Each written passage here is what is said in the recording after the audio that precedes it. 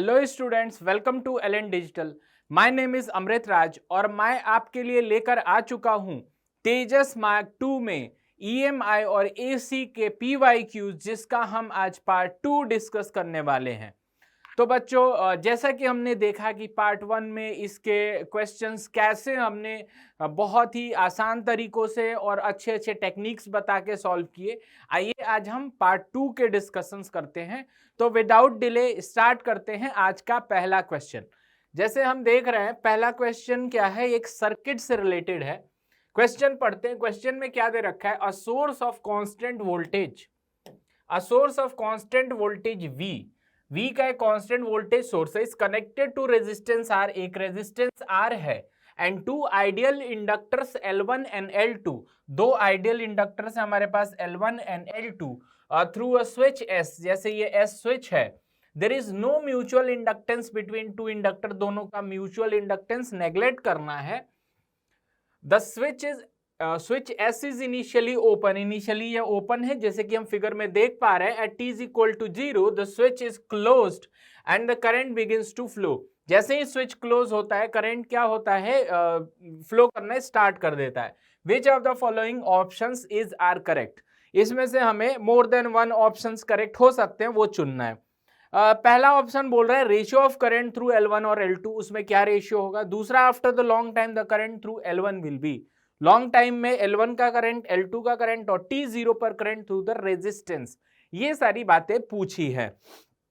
तो सबसे पहले बच्चों, इसको सॉल्व करने के लिए इस सर्किट को रीड्रॉ कर लेते हैं। जैसे कि ये हमें दे रखा है, एक V वोल्ट का सोर्स है और फिर यहाँ पर एक रेजिस्टेंस R रेजिस्टेंस है R, और इसके साथ दो पैरेलल इंडक्टर्स लगा रखे हैं L1 एंड L2। ठीक है, तो ऐसा हमने सर्किट कंस्ट्रक्ट कर लिया। ये L1 है और ये है L2। ठीक, अब हम देखते हैं कि हमसे क्या पूछा। The ratio of current through L1 and L2 is fixed at all the time. तो किसी भी टाइम पर हम ratio of current in L1 और L2 पता लगाते हैं। कैसे, और लेट्स से कि ये हाई है, ये लो है, और किसी भी टाइम पर इसमें टोटल करंट कितना जा रहा है, I जा रहा है, और उसका एक हिस्सा, ये L1 है, ये L2 है, उसका एक हिस्सा जा रहा है फर्स्ट पार्ट में L1 में I1, और दूसरा हिस्सा I2 जा रहा है जो कि L2 से पास कर रहा है। ठीक है, तो मैं एक इक्वेशन तो लिख ही सकता हूं, I is equal to I1 plus I2, ये तो मैं लिख सकता हूं। दूसरा, हम ये चीज देखते हैं, हर इंस्टेंट पर ये दोनों इंडक्टर के अक्रॉस वोल्टेजेस सेम आएंगे या potential difference, because they are in parallel, ये पैरेलल में है। तो हम क्या लिख सकते हैं बच्चों, यहां से हम लिख सकते हैं इसके अक्रॉस जो पोटेंशियल डिफरेंस आने वाला है L1 के अक्रॉस, तो ये आएगा L1 di1 upon dt, right. और L2 के अक्रॉस कितना आने वाला है, तो ये आ जाएगा L2 di2 अपॉन dt। ठीक है, इससे इसको हटा दिया। यहां से हम लिख सकते हैं L1 और di1 is equal to L2 di2। ठीक है, अब दोनों को इंटीग्रेट करेंगे हम, तो L1 और L2 तो कांस्टेंट है, तो L1 I1 is equal to L2 I2, ये हमारा आने वाला है। अब बच्चों, यहां से हम I1 बाय I2 क्या लिख सकते हैं, ये L2 बाय L1 लिख सकते हैं। अब ये इक्वेशन अगर मैं 2 बोलूं और ये इक्वेशन को बोल देता हूं 1, और 1 और 2 को दोनों को अगर हम सॉल्व कर ले, तो हमारा क्या आने वाला है, यहां से मैं लिख सकता हूं, मुझे रेशियो निकालना है, तो सबसे पहले मैं I1 निकाल सकता हूं और फिर I2 निकाल सकता हूं। तो यहां पर अगर हमें रेशियो पूछ रहा है I1 I2 का, तो यहां से तो L2 बाय L1 ये फिक्स है, because L1 L2 remain same, तो I1 I2 जो है वो रिमेन सेम। इसलिए जो हमारा यहाँ पहला ऑप्शन बोल रहा है, the ratio of current through L1 and L2 is fixed at all the times for t greater than 0, तो ये बिल्कुल सही बात है। अब बोल रहा है after long time the current through L1 will be, बहुत लंबे समय बाद L1 से कितना करंट होगा। तो देखिए बच्चों, बहुत लंबे समय बाद हम जानते हैं कि ये जो इंडक्टर्स होते हैं ये प्लेन वायर से रिप्लेस कर दिए जाते हैं, तो ये प्लेन वायर बन जाता है, मतलब यहां पर हम एक शॉर्ट सर्किट जैसा मान सकते हैं, और ये क्लोज है ही सही। तो लॉन्ग टाइम आफ्टर जो I की वैल्यू आएगी when t tends to infinity, तो ये तो अपना शॉर्ट हो गया, तो इससे कितना आ जाएगा, सिंपल I की वैल्यू आ जाएगी V बाय R। अब फर्स्ट और सेकंड को अगर मैं सॉल्व करता हूं तो मैं क्या निकाल सकता हूं, L1 और L2 से करंट्स निकाल सकता हूं जो कि I1 और I2 है। तो एक बार देख लेते हैं, I1 की वैल्यू आ जाएगी I1 is equal to I2 into L2 by L1, ठीक है। अब इसको अगर मैं यहां पर सब्स्टिट्यूट कर दूं इक्वेशन 1 में, तो इससे क्या आने वाला है, I is equal to I1 की जगह मैं लिख देता हूं I2 into L2 by L1 और प्लस I2, ठीक है। तो यहां से मेरा I2 आ जाएगा, I2 is equal to I upon ऊपर चला जाएगा L1 और नीचे आ जाएगा, ये रहा हमारा L2 बाय L1, नीचे आ जाएगा L1 प्लस L2, ठीक है, और ऊपर L1 है ही सही।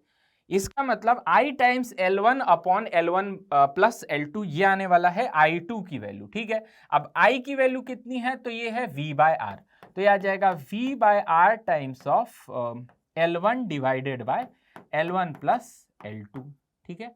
आप देखते हैं कि क्या ये ऑप्शन में गिवन है, I2 का current long time after current through L2 will be V by R L1 divided by L1 plus L2, तो ये बिल्कुल सही ऑप्शन है। और इसके बाद से अगर B को देखें तो B भी सही हो जाएगा, बिकॉज यहाँ पर L2 आ जाएगा, क्यों, क्योंकि हमने जो सॉल्व किया I1 को वो I2 times L2 by L1, तो इसमें अगर L2 और L1 से मल्टीप्लाई, L2 बाय L1 से मल्टीप्लाई कर दे तो L1 नीचे कैंसिल हो जाएगा और ऊपर बचेगा L2। तो इससे हम ये कंक्लूड कर सकते हैं कि ये जो B ऑप्शन है ये भी बिल्कुल सही है। फिर at t is equal to 0 current through the resistance R is V by R, नहीं, V बाय R जो करंट होगा वो लॉन्ग टाइम आफ्टर होगा या इनफाइनाइट टाइम पर होगा, और 0 पर क्या होगा, ये इंडक्टर ओपन सर्किट जैसा बिहेव कर जाएगा, तो इससे करंट 0 होगा ना कि V by R। Therefore D option सही नहीं है, तो इसका 3 ऑप्शन करेक्ट है, A, B और C, ठीक है।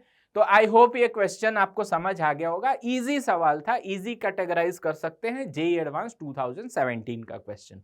चलिए आगे बढ़ते हैं, नेक्स्ट क्वेश्चन देखते हैं, नेक्स्ट क्वेश्चन क्या बोल रहा है। नेक्स्ट क्वेश्चन की ओर चले तो ये क्वेश्चन हमसे क्या बोल रहा है, in the figure below switches S1 and S2 are close simultaneously, दो स्विचेस हैं S1 और S2, इनको एक साथ ही क्या कर दिया गया, क्लोज कर दिया गया, t is equal to 0 and a current starts to flow in the circuit, circuit में करंट बहना स्टार्ट हो गया। Both the batteries have same magnitude of EMF, ठीक है, दोनों का सेम ईएमएफ है V और V, और पोलैरिटी भी मार्क कर रखी है, यानी ये प्लस माइनस, ये माइनस प्लस, ठीक है। इसके बाद से हमें बोल रखा है ignore mutual inductance between the inductors, इन दोनों का म्यूचुअल इंडक्टेंस इग्नोर करना है। The current I in the middle wire reaches its maximum magnitude I max at t is equal to tau. Which of the following statements are correct? हमें I max बोला है, I max की value A और B में दे रखी है और C और D में हमें टाउ की वैल्यू निकालनी है। तो बच्चों इस सर्किट को हम देखेंगे कि इसमें दो बैटरीज है, दो लूप्स हम देख सकते हैं, एक लेफ्ट और एक राइट। ऑब्वियसली एक आउटर लूप भी है, उसके बारे में हम नहीं सोचेंगे, हम ये देख रहे हैं कि एक लेफ्ट लूप है और एक राइट लूप है, ठीक है। तो दोनों में एक एक इंडक्टर है, एक इंडक्टर का इंडक्टेंस L है और दूसरे का कितना है 12, दोनों में जो रेजिस्टेंसेस दे रखे हैं वो R और R है। तो चलिए देखिए कैसे सॉल्व करते हैं। अगर हम I max के बारे में सोचें तो सबसे पहले हमें I का एक्सप्रेशन बनाना होगा या I के बारे में सोचना होगा कि I को कैसे निकालें। अगर हम I निकाल पा रहे हैं तो उसके बाद से I max भी निकालना कोई मुश्किल काम नहीं है। तो इस सर्किट को एक बार हम रीड्रॉ कर लेते हैं। तो हमारे पास एक रेजिस्टेंस है, एक इंडक्टर है, again we have a resistance and an inductor, और इधर एक बैटरी लगा रखी है इस तरह से, और यहाँ से स्विच हमने क्लोज कर ही दिया, तो डायरेक्टली ये स्विच क्लोज कर देता हूँ, और यहाँ जो बैटरी है इसकी पोलैरिटी कुछ ऐसे दे रखी है और फिर इधर से भी क्लोज कर दिया। और इसमें जो करंट हमें दिया हुआ है वो ऊपर से नीचे की तरफ I ये मान के दिया हुआ है, राइट। ये V है, ये R है, ये L है, ये भी R है, और ये कितना है, तो ये है 12, राइट। अब बच्चों एक चीज ध्यान से देखिए, सबसे पहले अगर मैं इनको दो सर्किट में डिवाइड कर दूं, लेफ्ट और राइट, यानी दो इंडिपेंडेंट सर्किट, तो लेट्स से कि एक लेफ्ट सर्किट में जो करंट का सोर्स है वो ये बैटरी है लेफ्ट वाली, इससे I1 करंट निकल रहा है, ये I1 करंट इससे जाएगा, फिर यहां पर ये आ जाएगा इसमें मिडिल ब्रांच में, और ये मिडिल ब्रांच में ऊपर से नीचे क्या आएगा I1, फिर ये वापस इसमें घूम के I1 आ जाएगा, तो हमारा ये जंक्शन रूल सेटिस्फाई हो जाएगा, मतलब जितना गया उस ब्रांच में उतना आ गया, राइट। अब अगर मैं राइट हैंड साइड को देखूं तो लेट्स से कि इस बैटरी सोर्स से I2 करंट गुजर रहा है और ये I2 करंट ऐसे जाएगा और फिर ये वापस इसमें I2 आना है, दैट मीन्स इधर भी I2 आना है। अब यहाँ I2 कैसे आएगा, जब ये इस रास्ते मिडिल वाले के रास्ते वापस इसमें लौटेगा, तो जो मिडिल वाला है इसमें नीचे से ऊपर इसमें क्या आना चाहिए, I2, ठीक। एक चीज और हम देख सकते हैं कि जो मिडिल वाला ब्रांच है उसमें I is the net sum of I1 and I2। I1 जो है ऊपर से नीचे है और I2 क्या है, नीचे से ऊपर है, तो ये आ गया I1 माइनस I2, ठीक है। इसको हमने घटा दिया, राइट। अब लेफ्ट को इंडिपेंडेंट देखें और राइट को इंडिपेंडेंट, जो कि देख भी पा रहे हैं, और ये सुपरपोजिशन कर दिया तो मिडिल ब्रांच का आ गया। तो अगर इंडिपेंडेंट सॉल्व करना है तो कोई प्रॉब्लम नहीं है। फिर मुझे क्या करना चाहिए, मुझे I निकालना है, मतलब I1 माइनस I2 चाहिए। तो कैसे भी हमें I1 और I2 अगर फंक्शन ऑफ टाइम मिल जाए तो definitely will get I as a function of time t। तो देखिए बहुत आसान है, कैसे करेंगे। हम जानते हैं कि जो लेफ्ट वाला सर्किट और राइट वाला सर्किट ये दो इंडिपेंडेंट LR सर्किट्स की तरह हैं। तो जो I1 मैं लिखूंगा वो है current as a function of time in LR circuit. इसकी वैल्यू क्या आएगी, I01 इंटू 1 माइनस ई की power minus RT upon L, ये वैल्यू आती है, हम जानते हैं। और I01 की वैल्यू कितनी होगी, तो I01 की वैल्यू आ जाएगी V/R, बिकॉज इसमें इंडक्टर शॉर्ट हो जाएगा इनफाइनाइट टाइम में, तो V/R सिंपल करंट जाएगा, तो maximum current V/R। In the same way मैं लिख सकता हूं राइट हैंड साइड में I02, इसमें भी रेजिस्टेंस R है, तो इसमें जो आएगा I02 that is V/R, right.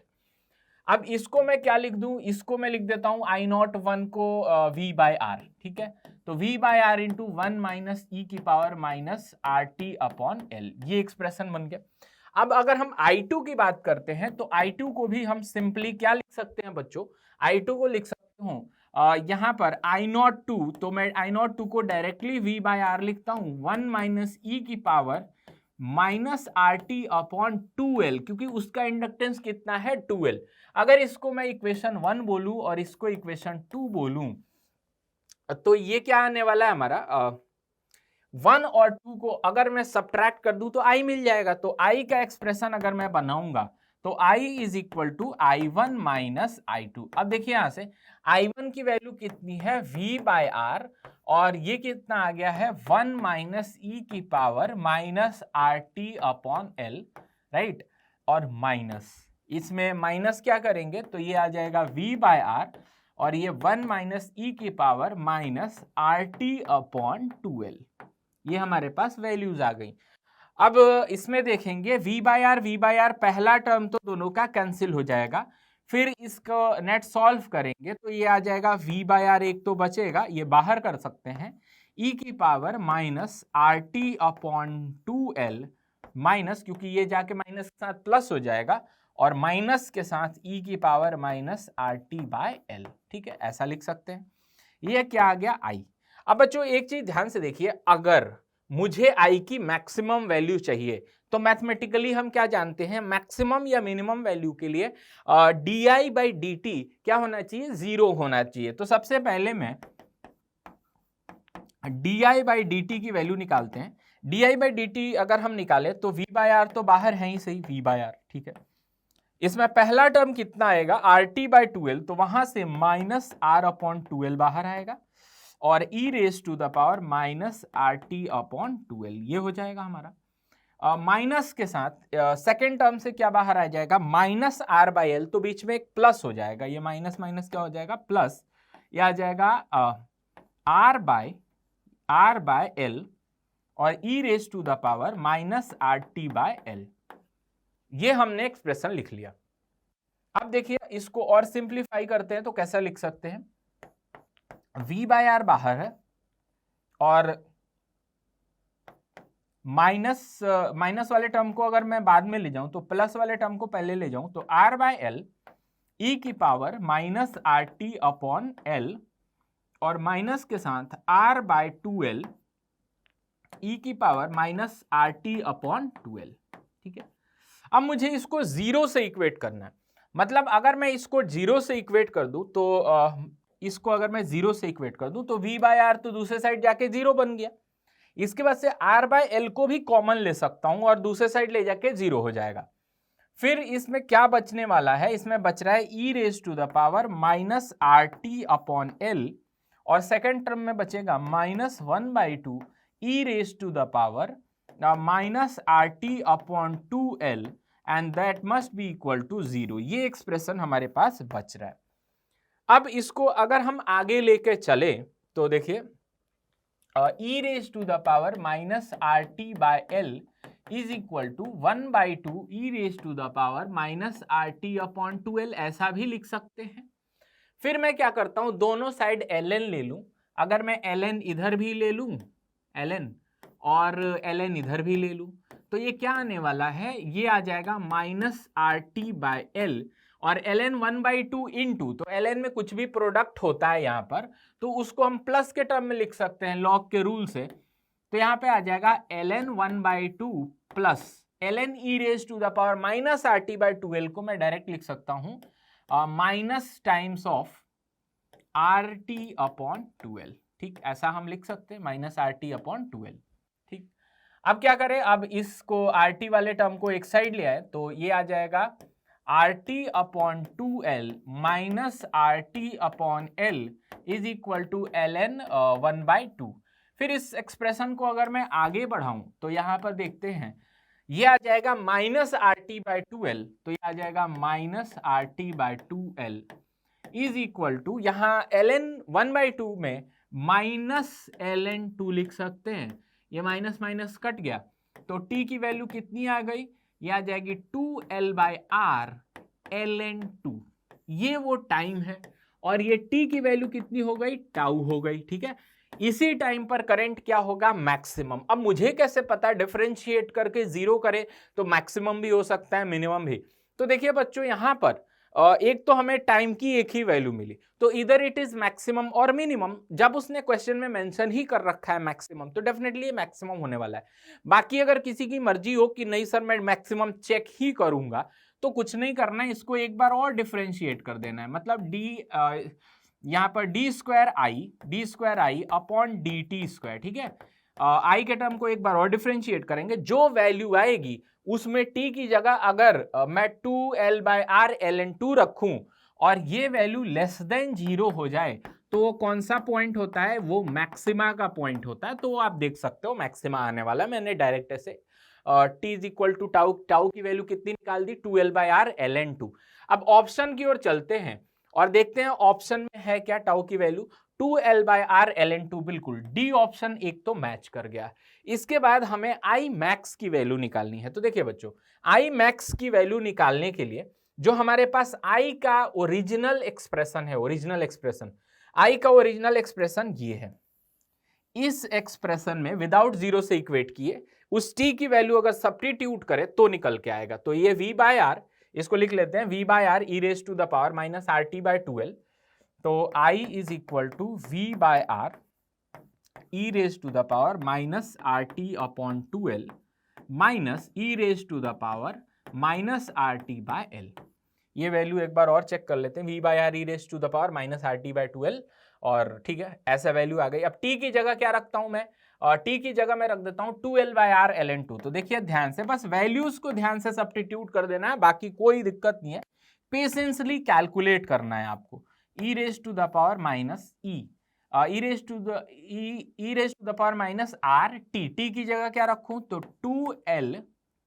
2l bye are ln 2। अभी तो t की वैल्यू रखा है और फिर 2l भी है नीचे, है ना, तो 2l से 2l कट गया, r से r कट गया, minus e raise to the power minus r, again t की जगह रखता हूं और 2l बाय आर ln 2, और इसके भी नीचे कितना है, तो ये l है, l से l कटा, r से r कटा, ये बच रहा है इस तरह से। तो फाइनल एक्सप्रेशन क्या बच रहा है, v बाय आर और e raise to the power minus ln 2 minus E raise to the power minus 2 ln 2। इसको अगर लॉग के रूल से सिंप्लीफाई करें तो ये आ जाता है v बाय आर और ये माइनस ऊपर चला जाएगा तो ये बन के आएगा 1/2 लॉग के बाहर, और माइनस ये आ जाएगा 2 रेज टू द पावर -2, तो ये आने वाला है 1/4। ठीक है, तो यहां से कितना आने वाला है, ये आ जाएगा V/4R। दैट मीन्स I की जो मैक्सिमम वैल्यू है I मैक्स, ये कितना आ गया बच्चों, V/4R। तो देखिए ऑप्शन में चेक करते हैं V/4R कहां दे रखा है, ये ऑप्शन नंबर बी में है। तो दो ऑप्शन सही हो गया इसका, ऑप्शन नंबर बी और डी। तो इस क्वेश्चन को भी हम मॉडरेट क्लासिफाई कर सकते हैं। बाकी कैलकुलेशन है, कैलकुलेशन अगर ध्यान से करेंगे तो इतने सारे मतलब ये सिंबल्स आ जाते हैं, बस उसमें गड़बड़ नहीं करना है, अगर वो नहीं करेंगे तो सही आंसर आएगा। चलिए नेक्स्ट क्वेश्चन की ओर आगे बढ़ते हैं। ये क्वेश्चन भी हमसे सॉल्व हो गया। अगला क्वेश्चन देखते हैं। ये क्वेश्चन एक ग्राफ से रिलेटेड है, पढ़ते हैं क्वेश्चन में क्या बोल रहा है। A conducting wire of parabolic shape initially y is equal to X square. ठीक है, ये जो एक्सप्रेशन दे रखा है ये y is equal to X square के फॉर्म में है, is moving with velocity v0 i। ये v0 i से मूव कर रहा है एक्स एक्सिस के अलोंग, राइट। और in a non uniform magnetic field, non uniform magnetic field है जिसका वेरिएशन दिया है b0 1 plus y/l raise to the power beta k cap as shown in the figure. If v0, b0, l and b are positive constant and delta phi is potential difference developed between the ends of the wire, right? ये जो wire के and है इसके बीच में delta V क्या है, potential difference है। Then the correct statement is are, कौन से करेक्ट स्टेटमेंट्स हैं। पहला ऑप्शन बोल रहे हैं डेल्टा फाई का mode remains the same if the parabolic wire is replaced by straight line. ठीक है, अब यहां पर डेल्टा फाई क्या है, ये फ्लक्स नहीं है, यहां पे पोटेंशियल डिफरेंस के लिए यूज कर रखा है। ठीक है, तो पोटेंशियल डिफरेंस के लिए इसने डेल्टा फाई यूज कर रखा है। अगर मैं ई इंड्यूस या सिंपल ई यूज करूं तो समझ जाना कि वो पोटेंशियल डिफरेंस या इंड्यूस ईएमएफ में यूज कर रहा हूं, और फिर बाद में उसको फाई से रिप्लेस कर देंगे, राइट। फिर इसके बाद से दूसरा बोला कि state wire y is equal to X initially of length √2l। ठीक, इसको देख लेंगे। दूसरे delta phi is proportional to the length of the wire projected on y axis, y axis के प्रोजेक्शन के लॉन्ग। तीसरा ये डेल्टा फाई की वैल्यू जब बीटा की वैल्यू 0 और बीटा की वैल्यू 2। सबसे पहले इस क्वेश्चन को देखा और एक डायग्राम इसका हमने रीड्रॉ किया। रीड्रॉ कैसे करेंगे, ये हमारे पास क्या है, पैराबोलिक वायर है, राइट, और ये कितनी हाइट तक है, y हाइट तक है, राइट, और ये कितने से जा रहा है, राइट साइड जा रहा है v0 से। ठीक, और क्या दे रखा है हमें, b का फंक्शन दे रखा, और ये मैग्नेटिक फील्ड किधर है, ये पॉइंट बना रखा है, यानी पॉइंटिंग आउटवर्ड्स। ठीक है, तो ये पॉइंटिंग आउटवर्ड, इतनी बात समझ में आई। अब एक चीज हम ध्यान से देखें कि हम क्यों ना इस वायर को कंप्लीट करके इस तरह एक कंप्लीट लूप बना ले, जिसका एक हिस्सा एक्स एक्सिस के पैरेलल है, दूसरा वाई एक्सिस पे लाई कर रहा है, और तीसरा वो कर्व खुद है। ऐसा मैं क्यों कर रहा हूं अभी आपको समझ में आएगा। और ये पॉइंट का नाम दे देते हैं ताकि पहचान में आएगा, ओ, ए और बी, ये 3 पॉइंट्स हैं। अगर ये पूरा सिस्टम राइट साइड V0 से ट्रांसलेट करे तो क्या होगा, अगर ये राइट साइड V0 से ट्रांसलेट करे तो इससे एसोसिएटेड कुछ ना कुछ ये मैग्नेटिक फील्ड रहेगी, ये बदल सकती है समय के साथ और पोजीशन के साथ। ठीक, अब एक चीज हम देखते हैं, लेट्स से कि ये ट्रांसलेट करते करते वायर कुछ इस तरह से यहां आ गया किसी भी टाइम पर। अगर मैं ध्यान से देखूं बी का वेरिएशन, तो बी का वेरिएशन क्या दे रखा है बच्चों, देखिए b0 1 plus y/l, b0 plus, ऐसा मैं लिख देता हूं, b0 इंटू 1 प्लस y/l और raise to the power beta, ऐसा कुछ दिया है, और k कैप यानी बाहर है, तो मैग्नीट्यूड तो यही है। यानी b कैसे वेरी कर रहा है, y के रेस्पेक्ट में। इसका मतलब अगर y की वैल्यू 0 रखूं तो b की वैल्यू कितनी, b0, y की वैल्यू 1 रखूं कुछ और। एक चीज तय है कि y जैसे जैसे बढ़ रहा है b क्या हो रहा है, बढ़ रहा है। मतलब जैसे जैसे हम ऊपर की ओर बढ़ते जाएंगे मैग्नेटिक फील्ड का स्ट्रेंथ बढ़ते जाएगा, जिसको हम ऐसा भी इंडिकेट कर सकते हैं कि यहाँ पर फील्ड डेंसिटी कम है, फिर ऊपर गए तो थोड़ी बढ़ गई, ऊपर गए तो थोड़ा और बढ़ गया, और ऊपर गए तो थोड़ी और डेंसिटी बढ़ गई, और ऐसे बढ़ती जा रही है, राइट। बट अगर मैं एक्स एक्सिस के पैरेलल मूव करता हूं, किसी भी इंस्टेंट पर ये जो डेंसिटीज हैं या जितने भी मैग्नेटिक फील्ड लाइंस हैं वो इस लूप से गुजरने वाली सेम रहेंगी किसी भी इंस्टेंट पर, बिकॉज इसका वेरिएशन y में है। तो y में ये कुछ भी हो जाए, जितना नंबर यहां पर रहेगा उतना ही नंबर वैसे रहेगा, बिकॉज ये मैग्नेटिक फील्ड लाइंस नीचे से ऊपर वेरी कर रही है। तो इस चीज को मैं इस तरह से दिखा सकता हूं, इस पोजीशन पर भी यही स्थिति बनी रहेगी। दैट मीन्स कि नेट जो फ्लक्स है इस पूरे लूप से वो कभी चेंज होने वाला नहीं है। तो अगर मैं नेट फ्लक्स, अब फ्लक्स के लिए अगर मैं फाई यूज कर दूं, phi net is equal to constant, ठीक है। ये वो फाई नहीं है जो क्वेश्चन में गिवन है, क्वेश्चन में डेल्टा फाई मतलब पोटेंशियल डिफरेंस। तो यहां पे जो डेल्टा फाई आ जाएगा वो जीरो, इसका मतलब इस पूरे लूप में नेट इंड्यूस ईएमएफ जीरो। इसका मतलब ये कतई नहीं है कि तीनों ब्रांचेस में इंडिविजुअली जीरो हो जाए, नहीं। हाँ, लेकिन अब हम इंडिविजुअली इसको एनालाइज करें, ये ओ और ये ए और ये बी, ठीक है। तो ए और बी जो है ये तो एक्स एक्सिस के पैरेलल है जिधर की इसकी वेलोसिटी है। तो जो ए बी है उसमें इंड्यूस ईएमएफ जीरो आएगा क्योंकि उसका लेंथ किसके पैरेलल है, वो एक्स एक्सिस या वेलोसिटी के पैरेलल है। जब v पैरेलल टू क्या हो जाता है एल वेक्टर, तो ई इंड्यूस क्या हो जाता है जीरो। इसमें इंड्यूस जीरो है ए बी में, तो जो भी इंड्यूस आएगा वो ओ ए और ओ बी में आएगा। इसका मतलब हम ये बोल सकते हैं जितना मैग्नीट्यूड OA में होगा उतना ही OB में होगा, और जो EMF का डायरेक्शन है वो उल्टा होगा, तभी इस नेट लूप से क्या हो पाएगा, कैंसिल। अब अगर मैं स्ट्रेट पोर्शन को बोलूं इस OB को, तो OB कैसे भाग रहा है, V0 से भाग रहा है, राइट। तो जो मोशनल EMF से इंड्यूस EMF आएगा इसमें, मोशन की वजह से इंड्यूस EMF, तो देखिए ये राइट साइड भाग रहा है और मैग्नेटिक फील्ड बाहर है, तो क्यू वी क्रॉस बी, एक पॉजिटिव चार्ज अज्यूम कर लें पोलैरिटी के लिए, क्यू वी क्रॉस बी ये बाहर आएगा, तो इसमें नीचे की तरफ हाई पोटेंशियल ऊपर लो पोटेंशियल की बैटरी बनेगी। तो इसमें नीचे हाई होगा ऊपर लो, अब इसका मैग्नीट्यूड कितना होगा वो अलग बात है, ठीक है। तो ऐसी बैटरी बन गई। अब ये कर्व पोर्शन है दैट इज ओ ए, ये जो ओ ए का कर्व पोर्शन है इसमें हम क्या करें, इसमें भी ऐसी ही बैटरी बनेगी, ये बात तय है, बिकॉज ऊपर वाले ए बी से तो इंड्यूस ईएमएफ जीरो है, तो जितना इंड्यूस ईएमएफ ओ बी से होगा उतना ही ओ ए से होगा, तभी इस लूप में आपस में ईएमएफ क्या पर हो पाएंगे, कैंसिल। और ये ऐसी कुछ सिस्टम बन जाएगा, ये ऐसी बैटरी और फिर इस कर्व वाले पोर्शन में ऐसी बैटरी और इसमें कोई ईएमएफ नहीं, तो नेट ईएमएफ थ्रू लूप क्या हो गया, जीरो। अच्छा, तो अब मुझे क्या करना है, अगर मुझे निकालना है O से A के बीच में, तो इसकी वैल्यू O से B के बीच के बराबर ही होगी, तो क्यों ना मैं OB के क्रॉस निकाल लूं, बात खत्म।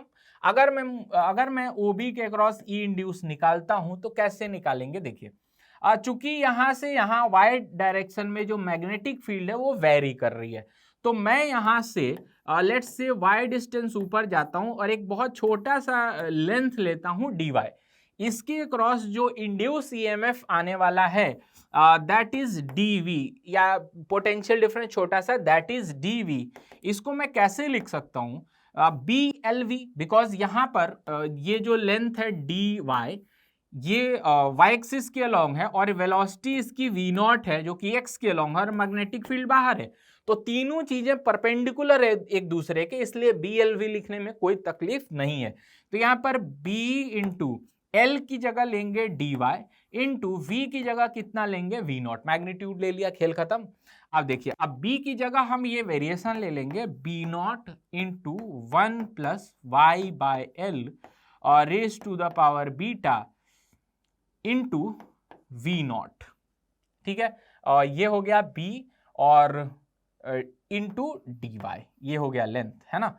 तो जो नेट पोटेंशियल डिफरेंस हमारा V आने वाला है या डेल्टा V, या जो क्वेश्चन में हमें गिवन है delta phi is equal to integral of dV, और इसका अगर मैं इंटीग्रेशन करूं B not V not 1 plus Y by L raise to the power beta और इंटू dy, अगर मैं इसका इंटीग्रेशन करूं तो बहुत सिंपली हम इसे लिख सकते हैं बी नॉट वी नॉट को तो बाहर कर देंगे और डी वाई के साथ 1 है, 1 का integration that is Y, right, plus दूसरा जो टर्म है y raise to the power beta, तो इसका integration y raise to the power beta plus 1 और डिवाइडेड बाय इसमें क्या आ जाएगा बीटा प्लस 1 और नीचे l raise to the power beta. ठीक है, ऐसा लिख सकते हैं। तो ये हमारा इंटीग्रेशन हुआ। अभी इसमें लिमिट रखना बाकी है। तो ये ओवरऑल हमारा इंटीग्रेशन है। अब कहां से कहां तक हमें पूछा गया, तो 0 से ये पॉइंट कितना ऊपर है, तो L ऊपर है। तो अगर मैं उसमें L y की जगह क्या रख दूं, L रख दूं, दैट मीन्स 0 से L तक मुझे इंटीग्रेट करना है।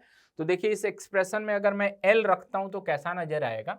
तो यहाँ पे मैं लिख लूंगा delta phi is equal to B not V not, तो कांस्टेंट है बाहर रहने दीजिए, और यहाँ से y plus Y raise to the power beta plus 1, तो यहाँ से y plus Y raise to the power beta plus 1 divided by l raise to the power beta into beta plus 1।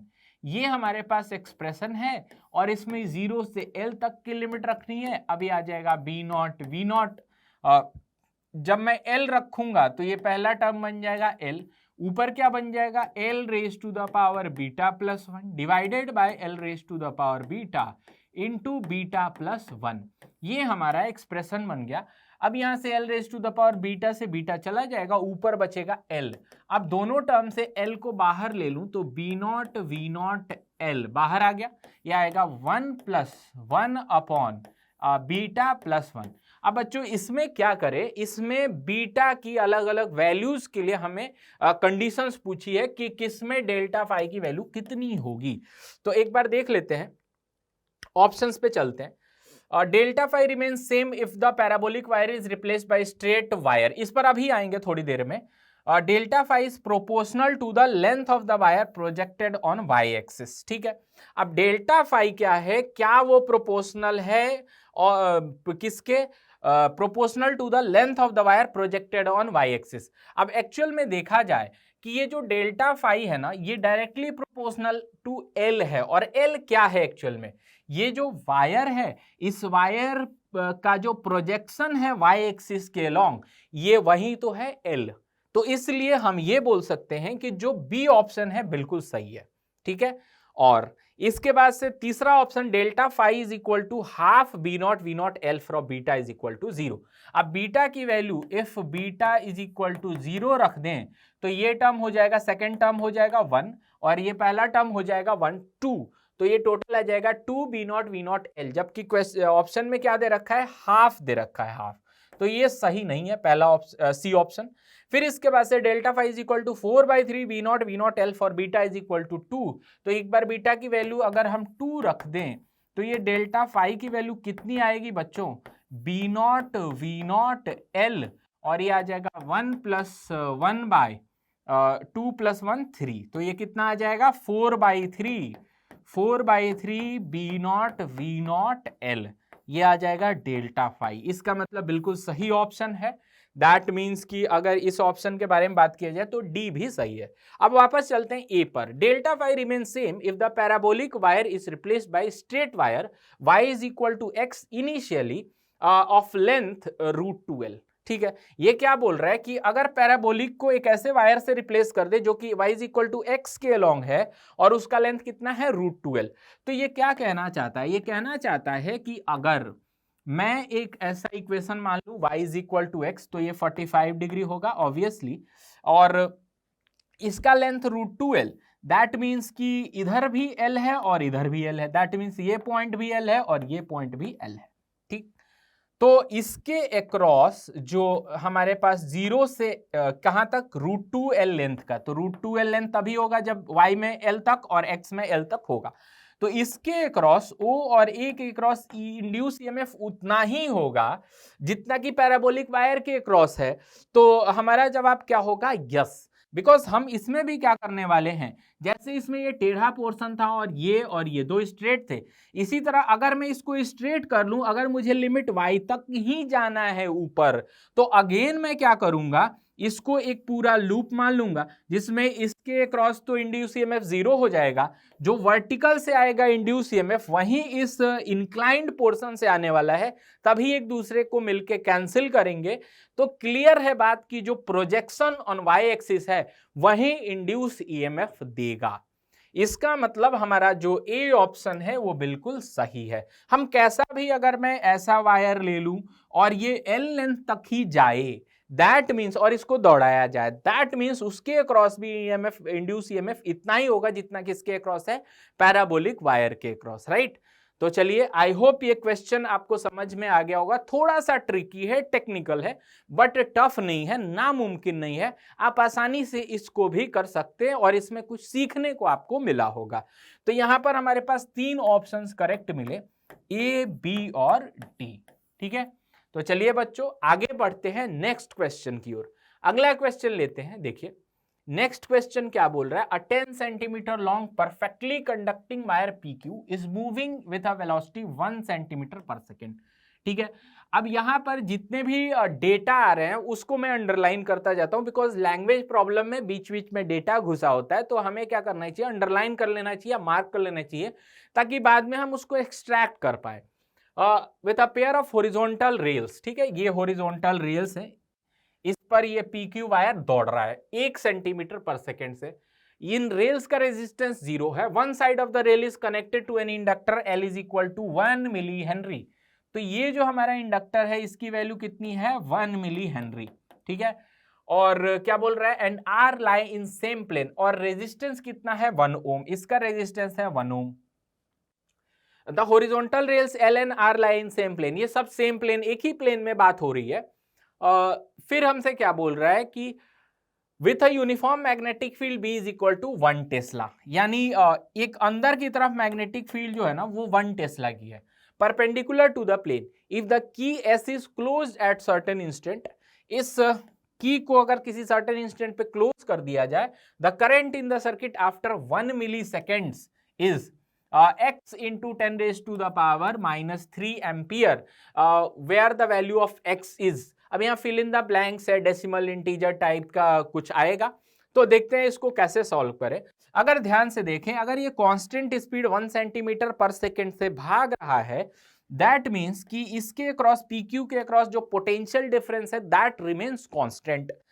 तो इसमें जो इंड्यूस ईएमएफ है इसी की value निकाल लेते हैं। सबसे पहले इसकी वैल्यू BLV होगी, और BLV की वैल्यू कितनी होगी, तो मैग्नेटिक फील्ड है 1 टेस्ला, लेंथ कितना है इसका, तो 10 सेंटीमीटर लेंथ है, तो 10 सेंटीमीटर को 0.1 लिख देते हैं, और V कितना है, तो 0.01, राइट, 1 सेंटीमीटर पर सेकेंड। अब इसको मैं लिख सकता हूं 10 raise to the power minus 3 volt, that is 1 milli volt. इसके क्रॉस जो इंड्यूस ईएमएफ है वो कितना है, 1 मिली वोल्ट।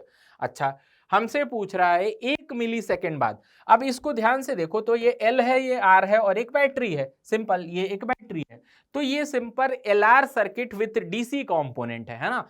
तो इसको अगर मैं रीड्रॉ कर दूं तो सिंपल ये हमारे पास एक इंडक्टर है, एक रेजिस्टेंस है और एक बैटरी है। तो यहाँ पे बैटरी की पोलैरिटी भी हम चेक कर सकते हैं। अगर एक पॉजिटिव चार्ज अज्यूम कर लिया राइट की तरफ दौड़ते हुए, तो QV और B किधर है, अंदर, तो राइट हैंड रूल से इस पर पॉजिटिव पर ऊपर फोर्स लगेगा, यानी ऊपर वाला हाई और नीचे वाला लो। दैट मीन्स पोलैरिटी ये हाई होगा और ये क्या होगा, लो। और ये हमारे पास इसकी वैल्यू कितनी है, तो 10 raise to the power minus 3 volt. अब क्या था, अब मुझे ये L है, ये R है, और दोनों की वैल्यूज मालूम है। अब हमें current as a function of time निकालना है, because 10 raise to the power minus 3 seconds पर 1 मिली सेकेंड पे पूछा है। तो I इज इक्वल टू, हम जानते हैं, I not into 1 minus E raise to the power minus RT by L, ये एक्सप्रेशन होता है। अब I नॉट की वैल्यू कितनी होती है, तो that is simply V by R। V कितना है, 10 raise to the power minus 3, R कितना है, 1 ओम, तो 10 raise to the power minus 3, तो ये हो गया 1 minus E raise to the power minus R की जगह 1 ओम। टाइम कितना है, तो 1 milli second, 10 raise to the power minus 3, और इंडक्टेंस कितना है, तो इंडक्टेंस की वैल्यू दिया है 1 मिली हेनरी, तो यहाँ पर 10 raise to the power minus 3 henry. तो ये क्या हो गया, ये कट गया, e raise to the power minus 1 बचा। तो हम इसको क्या कर सकते हैं, यहाँ पर 10⁻³ और 1 माइनस e⁻⁻1। अब e⁻⁻1 की वैल्यू कितनी दे रखी है? 0.37। अब कुछ नहीं करना है, यहाँ पर 0.37 रखेंगे तो आ जाएगा 0.63 इंटू 10⁻³ एम्पियर। इसका मतलब ये जो x है, x की वैल्यू कितनी है? 0.63। ठीक है, तो बहुत ही इजी क्वेश्चन है। अब तुम्हें बिल्कुल सोचने की जरूरत नहीं है वो दौड़ रहा है तो क्या, नहीं दौड़ रहा है, देख लो v दे रखा है तो सिंपल LR सर्किट है। तो ऐसे भी मैनिपुलेशंस किए जाते हैं और ऐसे क्वेश्चन मिले हैं, ऐसे क्वेश्चन जेईई एडवांस ने अक्सर पूछा है। ठीक है, तो यहां पर जो हमारी वैल्यू आ गई वो कितनी आ गई? 0.63। राइट, तो चलिए आगे बढ़ते हैं नेक्स्ट क्वेश्चन की ओर। अगला क्वेश्चन देखते हैं। ये क्वेश्चन क्या है? ये एक थ्योरेटिकल क्वेश्चन है जिसमें कोई नंबर्स दिख नहीं रहा है। ठीक है, और ये क्वेश्चन बहुत ही बढ़िया और एनालिटिकल क्वेश्चन है। देखो, आप देखोगे तो मजा आएगा इसको एनालाइज करेंगे तो। A light disc made up of aluminium non magnetic material is kept horizontally and free to rotate about its axis as shown in the figure.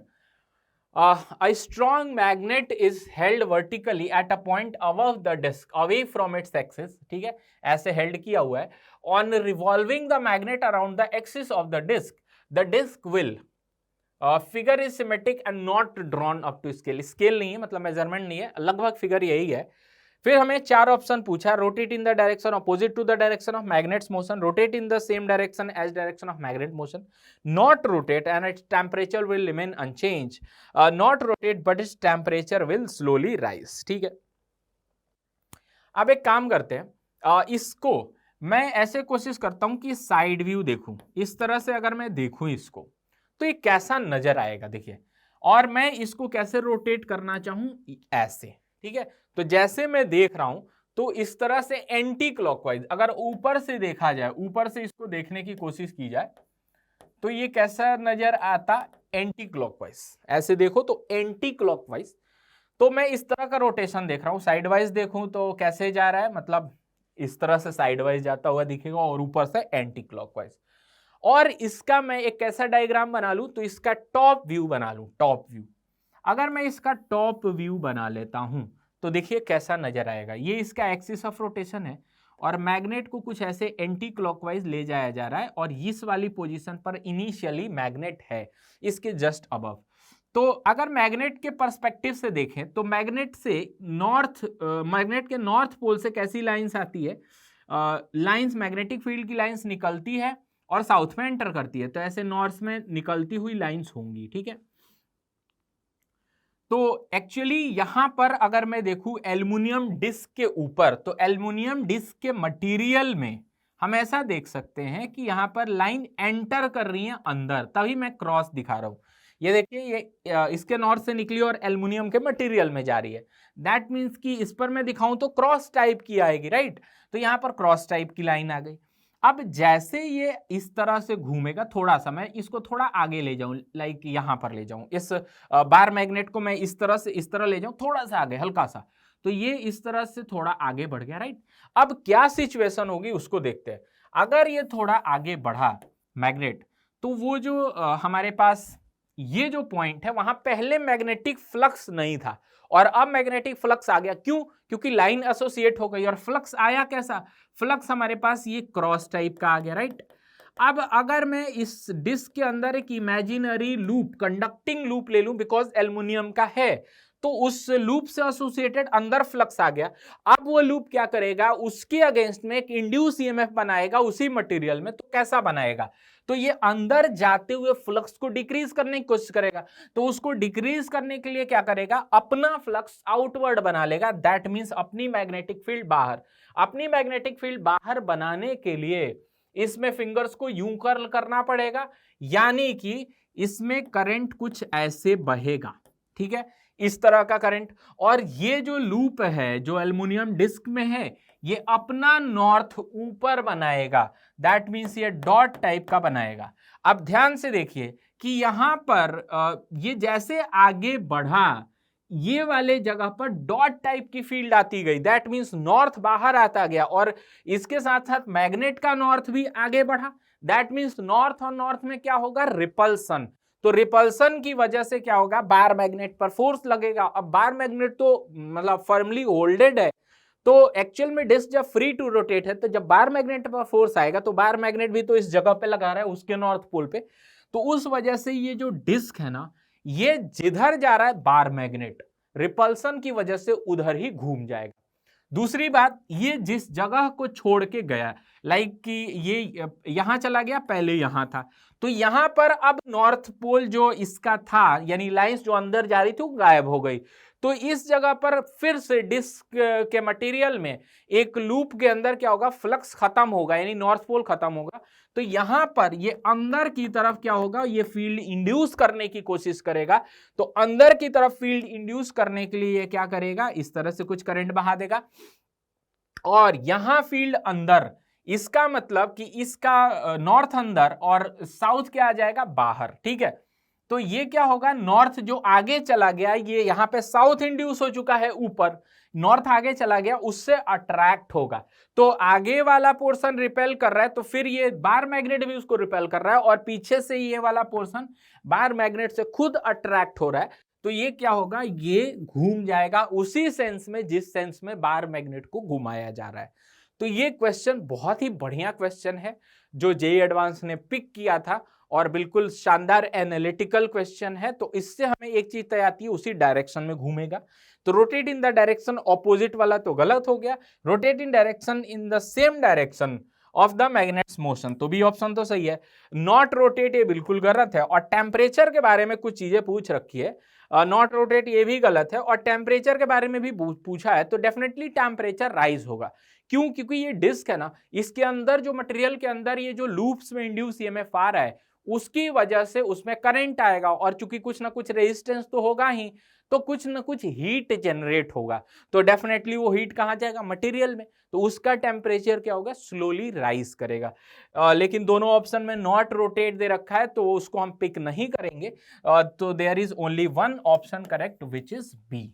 ठीक है, तो आई होप ये क्वेश्चन आपको समझ आया होगा, और आप भी इस तरह के क्वेश्चंस के लिए मेंटली प्रिपेयर रह सकते हैं आने वाले समय में, बिकॉज जेईई एडवांस अब इसकी तरफ शिफ्ट हो रहा है कि कुछ इस तरह से एनालिटिकल क्वेश्चन कहीं से कुछ पिक करके दे, और हमें इंस्टेंट सोचना होगा। ठीक है, तो चलिए आगे बढ़ते हैं, नेक्स्ट क्वेश्चन लेते हैं। यहां पर हमारे सामने एक क्वेश्चन है। इस क्वेश्चन में क्या बोल रहा है, circular coil of radius R and N turns has negligible resistance. N turns है और रेडियस कितना है, आर है, इसका रेजिस्टेंस नेग्लिजिबल है। As shown in the symmetric figure, its two ends are connected to two wires, इसके दो end से दो वायर से कनेक्टेड हैं, and it is hang by those wires which with its plane being vertical, तो ये vertical plane में hanged है। The wires are connected to capacitor with charge Q, ये कैपेसिटर है, इस पर चार्ज क्या है, क्यू है। Through a switch the coil is in horizontal uniform magnetic field B not, horizontal magnetic field B not दे रखा है। When the switch is closed, the capacitor get discharged through the coil. जैसे switch close किया गया, capacitor discharge हो गया। In very short time, by the time the capacitor is discharged fully, magnitude of angular momentum gained by the coil will be. Assume that the discharge time is so short that the coil has hardly rotated during its time. मतलब बहुत कम rotate किया है, hardly rotate किया है, लेकिन angular momentum का change तो आ ही सकता है, उसमें कोई डाउट नहीं है। ठीक है, अब हम कैसे सोचें एंगुलर मोमेंटम और ये चार्ज कहां से कैसे रिलेट हो रहा है, नहीं, बहुत अगर ध्यान से सोचें तो एंगुलर मोमेंटम का चेंज ये लाने वाला कौन सा कंपोनेंट या क्या क्वांटिटी होती है, तो एंगुलर मोमेंटम का चेंज रिलेट होता है किससे, टॉर्क से। एक रिलेशन हम जानते हैं, tau D T is equal to D L, यानी small change in angular momentum is equal to किसके बराबर, टाउ डी टी के बराबर, ऐसा होता है। तो अगर मुझे एंगुलर मोमेंटम का चेंज निकालना है तो कैसे ना कैसे टॉर्क निकालना है, किस पर, इस कॉइल पर। अब कॉइल पर फिर सोचा टॉर्क कौन लगाएगा, कॉइल पर टॉर्क कौन लगाएगा, तो अगर कॉइल मैग्नेटिक फील्ड में प्लेस्ड है तो उसमें अगर करंट बह रहा है तो वो कॉइल एक मैग्नेटिक डाइपोल की तरह बिहेव कर रहा है, और मैग्नेटिक डाइपोल पर मैग्नेटिक फील्ड में टॉर्क तो आ ही सकता है। तो हमारा टारगेट है इस पर टॉर्क कैलकुलेट करना। तो ठीक है, सबसे पहले हम टॉर्क के लिए क्या करेंगे, टॉर्क इज इक्वल टू कितना लिखते हैं, m इंटू बी। ठीक है, m क्रॉस b लिखते हैं और मैं मैग्नीट्यूड ले रहा हूं तो डेफिनेटली बिकॉज यहां पर सारा मैग्नीट्यूड के बारे में पूछा, m क्रॉस इसलिए m क्रॉस b, तो सिंपल m भी लिख सकता हूं बिकॉज इसका अगर मैग्नेटिक मूवमेंट देखें तो जैसे कैपेसिटर डिस्चार्ज हो रहा है, लाइक ये प्लस ये माइनस, तो कुछ चार्ज ऐसे भागेगा यूं, है ना, तो पॉजिटिव चार्ज अगर इधर भागा तो करंट का डायरेक्शन भी इधर, तो इसका जो मैग्नेटिक डाइपोल मूवमेंट आएगा वो कुछ ऐसे आएगा, ये आउटवर्ड्स द प्लेन के बाहर, और मैग्नेटिक फील्ड प्लेन में है, तो जो मैग्नेटिक डाइपोल मूवमेंट और बी उसमें 90 डिग्री का एंगल है, तो एम बी साइन 90, तो एम बी लिख दिया, राइट, तो m इंटू बी हो गया, वेरी गुड। अब क्या करें, अब यहां लिखें टाउ डी टी, ठीक है, इज इक्वल टू डीएल के बराबर, है ना। अब टाउ को हम कैसे लिख सकते हैं, देखिए अब यहां पर हमें क्या है, m अब डीएल के बराबर हो गया, अब इसको मैं लिख सकता हूं m into B is equal to DL, और इंटू डी टी भी रहेगा, राइट। अब m क्या होता है, magnetic dipole movement, magnetic dipole movement को मैं n into I into A ऐसे तो लिख सकता हूं, number of turns i into area into B और D T is equal to DL. अब क्या करें, दोनों साइड इंटीग्रेट करें, ये डीएल है, एंगुलर मोमेंटम का चेंज, तो n को बाहर कर सकते हैं, फिर a को बाहर कर सकते हैं, एरिया है, और ये b की वैल्यू कितनी है, b नॉट, तो इसको भी बाहर कर सकते हैं। अब ये क्या है, आई डी टी, ये क्या है, I D T is equal to integration DL को मैं डेल्टा एल लिख सकता हूं, राइट, तो N A B not I D T. अब करंट को हम क्या बोल सकते हैं, आई डी टी को क्या बोल सकते हैं, टोटल चार्ज, जितना चार्ज फ्लो किया, तो यहां पर सिंपल टोटल चार्ज कितना है, Q, that means N A B not Q is equal to delta L, तो यहां पर हम लिख सकते हैं N A B not Q is equal to delta L, तो चेंज इन एंगुलर मोमेंटम निकल गया। अब n एरिया क्या आ जाएगा, तो pi into R square B not into Q, और ये किसके बराबर हो जाएगा, डेल्टा एल। अब देखते हैं कौन से ऑप्शन में ऐसा गिवन है, तो pi N A B naught R square B option में गिवन है, तो हमारा करेक्ट आंसर क्या हो गया बच्चों, तो बी आंसर करेक्ट हो गया। तो ये भी बहुत इजी सा सवाल है, बस क्लिक करने का चक्कर है, हम कैसे सोचते हैं, हम पीछे से सोचना स्टार्ट करते हैं तो ये क्लिक कर जाता है और आंसर आसानी से मिल जाता है। ठीक है बच्चों, चलिए आगे बढ़ते हैं नेक्स्ट क्वेश्चन की ओर। हमारे सामने एक और क्वेश्चन है, the inductors of 2 LR circuit are placed next to each other as shown in the figure, the value of self inductance of the inductors, resistances, mutual inductance and apply voltages are specified in the given circuit. ये सब कुछ दे रखा है इसमें।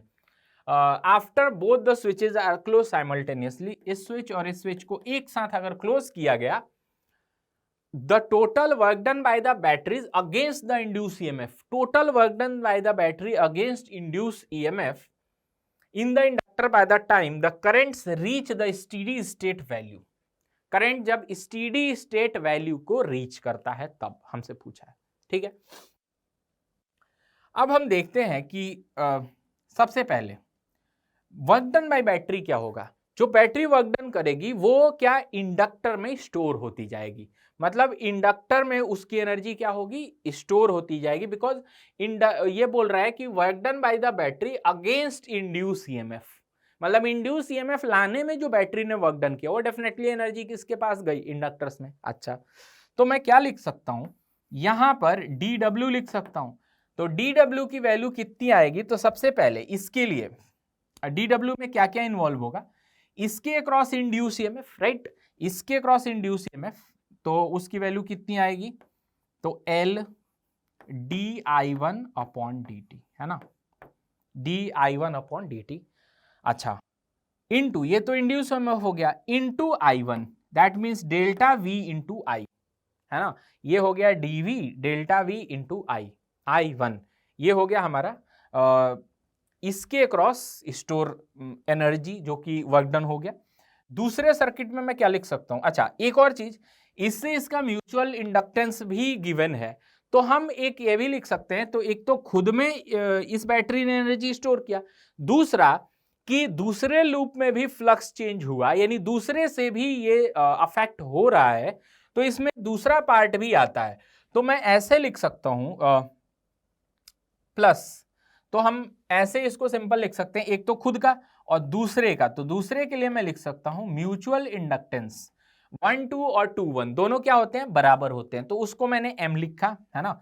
तो m into ये क्या आ गया, current due to other, current due to other कितना आ गया I2, m इंटू I2 है ना। और इसमें चेंज किसकी वजह से आया है, तो दूसरे की वजह से, तो di2 अपॉन dt है ना। इसमें और आ गया है, और प्लस इसका एक खुद का, तो खुद का तो हमने लिख ही लिया, और अब दूसरे का लिखते हैं। तो इसमें तो एक तो खुद का एनर्जी स्टोर है, दूसरा एक दूसरा इंड्यूस ईएमएफ की वजह से इसमें कितना एनर्जी स्टोर है, तो उसकी वैल्यू हम लिख सकते हैं कि इसमें कितना फ्लक्स का हमारा चेंज हुआ, इसमें जो फ्लक्स का हमारा चेंज हुआ उसकी वजह से इसमें इंड्यूस ईएमएफ कितना होगा, ये हम वैल्यू लिख सकते हैं। तो उसके अगेंस्ट में कितना वर्क डन किया, di2/dt इनटू इसमें करंट कितना है I1 है ना। अच्छा, अब फिर सेकंड वाले में अगर बात करें तो मैं इस बैटरी की वजह से खुद की वजह से इंड्यूस ईएमएफ कितना आएगा, तो ये L1 आ गया, ये L2 आ गया, di2 अपॉन dt, राइट। और यहां पर आ जाएगा I1, और प्लस यहां पर कितना आ जाएगा m इंटू किसकी वजह से आया, तो यहां पर आ जाएगा I2 into di1 upon dt, ये म्यूचुअल इंडक्टेंस वाला पार्ट हो गया। तो ये क्या हो गया, ये टोटल एनर्जी स्टोर हो गया इन दोनों को मिला के, अज्यूमिंग म्यूचुअल इंडक्टेंस। अब यहां पर ये जो टर्म है ना, ये प्लस माइनस और ये प्लस माइनस दोनों ले सकता है, बिकॉज ये जो पार्ट है इसमें क्या होगा, इसमें ये दूसरे को सपोर्ट भी कर सकते हैं, अपोज भी कर सकते हैं। तो ये जो 2D डायग्राम है इसमें मेंशन नहीं है कि ये दोनों एडिंग है या अपोजिंग कनेक्शन है, तो एड भी कर सकते हैं एक दूसरे को और क्या कर सकते हैं, अपोज भी कर सकते हैं। तो मैंने प्लस माइनस जनरलाइज ले लिया। अब मैं क्या करूंगा, ये तो हमारा क्या हो गया, V इंटू आई, ये हमारा पावर हो गया जिस रेट से एनर्जी स्टोर हो रहा है। अब इसमें क्या करूंगा, इसमें मैं dt से मल्टीप्लाई कर दूंगा, तो p dt का इंटीग्रेशन हमें क्या दे देगा, dw का इंटीग्रेशन, वर्क डन। अब इसमें dt से मल्टीप्लाई कर दूं तो पहला टर्म क्या आएगा, L1 di1/dt, तो यह आ जाएगा L1 di1 और dt तो चला गया into I1 plus minus m into ये कितना आ रहा है I2 इंटू I1, तो यह आ जाएगा di2 इंटू I1, ठीक है। और फिर इसके बाद से plus L2 di2 into I2, ठीक है, और plus minus m into di1 into I2, ऐसा कुछ लिख सकते हैं। ये टोटल क्या हो गया, work done, integration of dw। तो इसमें क्या हो गया, इनको इंडिविजुअली अगर मैं इंटीग्रेट करूं तो ये कैसा मिलेगा, 1/2 L1 I1 square plus 1/2 L2 I2 square, और प्लस यहां पर कितना आएगा m into di2 into I1 plus m into I2 into di1, ऐसा कुछ आएगा। अब इन दो टर्म को, ये इंटीग्रेशन में है, इसको मैं ऐसे लिख सकता हूं, ये तो एज इट इज रहेगा half L1 I1 square plus half L2 I2 square, और यहां पर ये प्लस माइनस, ये प्लस माइनस, तो प्लस माइनस बाहर लेते हैं, I1 इंटू एम di2 है ना। तो m को इसमें बाहर लेके मैं ऐसे लिख सकता हूं इसको, di1 I2 का इंटीग्रल, दोनों को मिला दिया हमने, तो ये आ जाएगा I2 इंटू di1 और प्लस I1 इंटू di2, ऐसा एक्सप्रेशन बन गया। तो ये टोटल आ जाएगा mi1 इंटू I2, तो half L1 I1 square plus half L2 I2 square और plus minus m into I1 I2, ये हो गया टोटल वर्क डन। बिकॉज ये हमारा पावर था, dw is equal to induce EMF into I, induce EMF into I, ऐसे हमने powers लिख लिए थे। ये म्यूचुअल इंडक्टेंस का पार्ट था कि L1 di1 अपॉन dt, तो ये m इंटू दूसरी की वजह से, उसकी वजह से इसमें, तो m इंटू जैसे हमने di अपॉन dt ये v इंटू आई हो गया, वैसे ही इसमें di2 upon dt into I1 हो गया, इसमें कितना करंट बह रहा है, और ये म्यूचुअल इंडक्टेंस में दूसरा पार्ट हो गया, ठीक है। अब इसको मैं कैसे लिख सकता हूं? अब इसमें कुछ नहीं करना, हमें वैल्यू सब्स्टिट्यूट करनी है। I1 की वैल्यू, फिर इसके बाद से I1 की वैल्यू निकाले कैसे? सिंपल सा तरीका, ये हो जाएगा शॉर्ट इनफाइनाइट टाइम पर, ये 5/5 I1 की वैल्यू 1 हो जाएगी, ये भी हो जाएगा शॉर्ट, तो I2 की वैल्यू कितनी हो जाएगी? 2 हो जाएगी। I1 I2 की वैल्यू 1 और 2 हो गई। फिर इसके बाद से L1 कितना है? 10 मिली हेनरी, L2 कितना है? 20 मिली हेनरी। तो 1/2 और 10 मिली हेनरी, 10 इंटू 10⁻³ 1 का स्क्वायर हो गया 1, और 1/2 L2 की वैल्यू कितनी हो गई? 20 इंटू 10⁻³ और L2 की वैल्यू कितनी हो गई? हाफ L2 आ गया, और इंटू I2 का स्क्वायर, दैट इज 4, राइट। तो यहां से ये कितना आने वाला है? तो इससे 2 टाइम ये कैंसिल हो गया, और ये 5 टाइम्स कैंसिल हो गया। तो इसमें लिख सकते हैं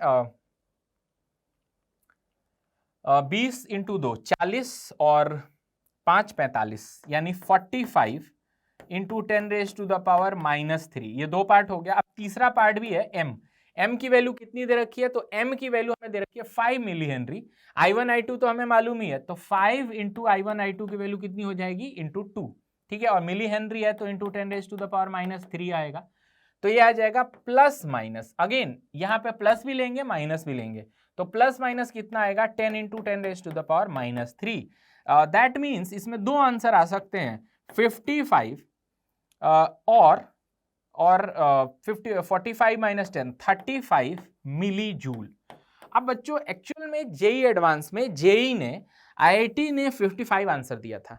55 आंसर ये मानते हुए कि ये जो हमारे पास कनेक्शन है ये एडिंग कनेक्शन है, ये एडिंग कनेक्शन है, ठीक है, ये एडिंग कनेक्शन यानी एक दूसरे को सपोर्ट करते हुए, मतलब इसकी मैग्नेटिक फील्ड इसमें जा रही है और इसकी मैग्नेटिक फील्ड खुद के करंट की वजह से ही उधर ही है। दैट मीन्स एक दूसरे को सपोर्ट करते हुए मान के यहां पे प्लस वाला टर्म लिया था। जबकि ऐसा भी हो सकता है कि फील्ड एक दूसरे को अपोज करे, करंट की डायरेक्शन से मतलब ही नहीं है। यहां पर ये 2D में कॉइल्स जो लगे हैं ना, ये हम जज नहीं कर सकते हैं कि इस वाले एंड से करंट बाहर आ रहा है और इधर से क्रॉस जा रहा है, या फिर इधर से क्रॉस जा रहा है और इधर से बाहर आ रहा है। ऐसा हम जज नहीं कर सकते हैं जब तक कि इसमें 3D में हमें प्रॉपरली नहीं बताए कि ये एडिंग है या ऑपोजिंग है, राइट, या क्वेश्चन में ऐसा कुछ नहीं लिखे। तो जेई एडवांस के अकॉर्डिंग यहां पर 55 मिलीजूल 55 आंसर है, लेकिन ध्यान रहे ये कुछ भी हो सकता है, 55 और 35। तो आई होप इस क्वेश्चन में भी आपको कुछ नया सीखने को मिला है। तो चलिए इसमें आगे चलते हैं, नेक्स्ट क्वेश्चन लेते हैं।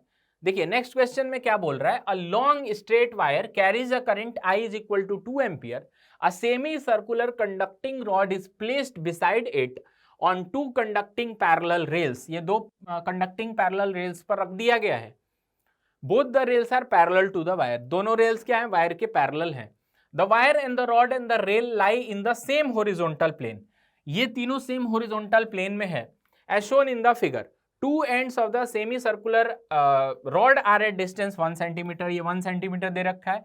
यहां से दूसरे एंड का 4 सेंटीमीटर दे रखा है। T0 पर rod starts moving with speed of 3 metre per second, ये 3 मीटर पर सेकेंड से रॉड मूव करना स्टार्ट करता है। रेजिस्टेंस की वैल्यू 1.4, कैपेसिटेंस की value C0, R connected in series, वो सीरीज में कनेक्टेड है between the rails. At T is equal to 0 C0 is uncharged. T0 पर जो हमारे पास कैपेसिटर है वो कैसा है? अनचार्ज है। Which of the following statement is are correct, इसमें से कौन से स्टेटमेंट सही है? तो एक बार हम देख लेते हैं maximum current through R, R के थ्रू मैक्सिमम करंट कितना होगा? मैक्सिमम करंट फिर बोला, फिर मैक्सिमम चार्ज के बारे में बोला। तो सबसे पहले इसको अगर मैं डायग्राम ड्रॉ कर लूं तो कि ये कुछ इस तरह की सिचुएशन है, ये पैरेलल रेल्स है और ये रॉड चल रहा है और यहाँ पर एक कैपेसिटर है और एक रेजिस्टेंस है, ये रॉड चल रहा है, सिंपल। अब रॉड ये टेढ़ा करके हमें डराने की कोशिश की गई, हमें डरना बिल्कुल नहीं है, बिकॉज हम ऐसा मान ले ये 1 सेंटीमीटर वो 4 सेंटीमीटर, तो ये यहाँ से यहाँ 1 सेंटीमीटर है और यहाँ से यहाँ 4 सेंटीमीटर है। हमें डरना इसलिए नहीं है बिकॉज हम जानते हैं कि क्यों ना हम इसको, ये रॉड है,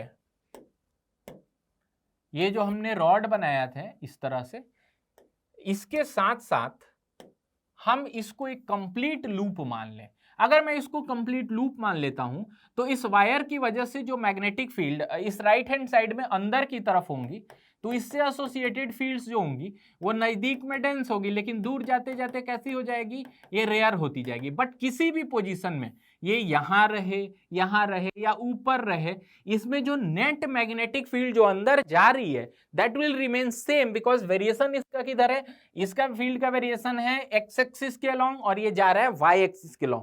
तो वाई एक्सिस के अलोंग जा रहा है तो एक्स में जितनी वैल्यू है वो उतनी ही फिक्स रहेगी, तो इसका फ्लक्स नहीं चेंज होगा, तो नेट फ्लक्स का जो चेंज है जीरो है, तो पूरे लूप में इंड्यूस कितना होगा, जीरो। इसका मतलब जो इंड्यूस ईएमएफ इस नीचे स्ट्रेट रॉड से होगा वहीं इंड्यूस ईएमएफ इस ऊपर वाले कर्व पोर्शन से होगा। तो क्यों ना कर्व की जगह हम क्या कर ले, स्ट्रेट मान ले और उससे इंड्यूस निकाल ले, सिंपल। और उल्टा उल्टा होगा तो डेफिनेटली जीरो, तभी जीरो होगा। तो अगर ऐसा रॉड मानते हुए ऊपर मान ले कि ये V से जा रहा है और यहाँ पर एक पॉजिटिव चार्ज है और अंदर की तरफ मैग्नेटिक फील्ड है QV क्रॉस B, ठीक है, तो इसमें ये वाला साइड हाई और ये लो, मतलब this is equivalent to this battery, इस तरह के बैटरी के इक्विवेलेंट है। और इसका जो EMF होगा दैट इज BLV, ये BLV इसका मोशनल EMF हो जाएगा। अब सब कुछ दे रखा है, B भी दे रखा है, L भी दे रखा है, V भी दे रखा है, तो हम क्या करेंगे, हम बस एक सिंपल सर्किट ड्रॉ कर लेंगे। BLV की बैटरी, एक कैपेसिटर और एक रेजिस्टेंस, कुछ भी डरने वाली बात ही नहीं है गायब, ये पूरा सिस्टम ऐसे हमने रिप्लेस कर दिया। अब चूंकि यहां से यहां तक मैग्नेटिक फील्ड क्या कर रही है, वेरी कर रही है, तो हमें इस रॉड पर जो इंड्यूस ईएमएफ निकालना है ना, लेट्स सी ये रॉड है 1 से 4 सेंटीमीटर तक, इसके अक्रॉस इंड्यूस ईएमएफ निकालना है। तो ये जो वायर है यहां से जब जाएंगे x दूरी पर और एक बहुत छोटा सा एलिमेंट लेंगे dx का, इससे एसोसिएटेड जो छोटा सा इंड्यूस ईएमएफ आएगा DEIN is equal to B into DXL into V। अब E इंड्यूस की बात करें तो इसको इंटीग्रेट कर देंगे, B into DX into V।